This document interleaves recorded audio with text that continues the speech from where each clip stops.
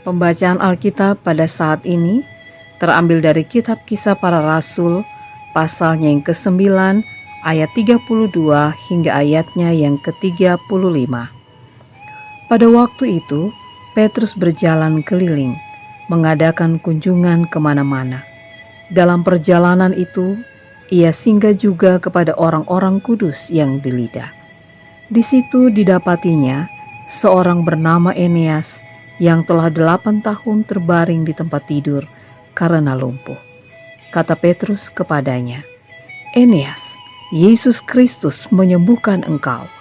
Bangunlah dan bereskanlah tempat tidurmu." Seketika itu juga bangunlah orang itu. Semua penduduk Lida dan Saron melihat dia, lalu mereka berbalik kepada Tuhan. Demikianlah pembacaan Alkitab. 8 tahun bergumul dengan penyakit, dan itu tidak mudah dihadapi oleh Eneas. Kelumpuhan yang dialaminya membuat ia tidak bisa mandiri. Ia pasti sangat bergantung kepada orang lain. Namun situasi itu berubah ketika Petrus datang menyapanya dan mengatakan, "Eneas, Yesus menyembuhkanmu. Bangunlah dan bereskanlah tempat tidurmu." Eneas pun melakukan seperti apa yang dikatakan oleh Petrus. Ia bangun dan membereskan tempat tidurnya. Apa yang terjadi? Eneas mengalami sebuah kesembuhan. Perubahan itu membuat banyak orang melihat dan akhirnya berbalik kepada Tuhan.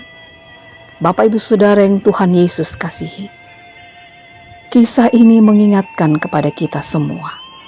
Mungkin sama seperti Eneas, kita memiliki keterbatasan dalam banyak hal. Mungkin sama seperti Eneas, kita memiliki kelumpuhan. Mungkin bukan secara fisik, tetapi kita memiliki begitu banyak pergumulan hidup yang membuat kita tidak bisa lagi menggantungkan hidup kita pada diri kita sendiri.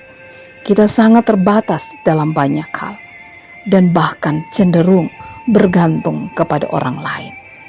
Bapak Ibu, saudara-saudari yang Tuhan Yesus kasihi, ingatlah bahwa Yesus memiliki kendali atas kehidupan kita.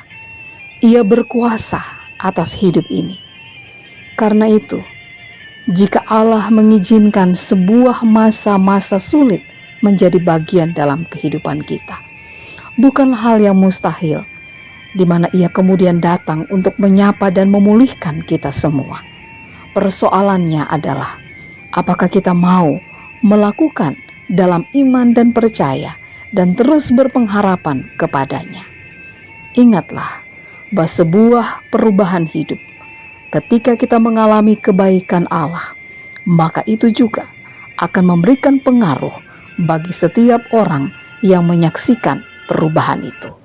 Ketika kebaikan Tuhan kita alami, maka di sana pula orang yang menyaksikan akan kebaikan-kebaikan Allah, mujizat Allah, menyembah dan memuliakan Tuhan. Amin.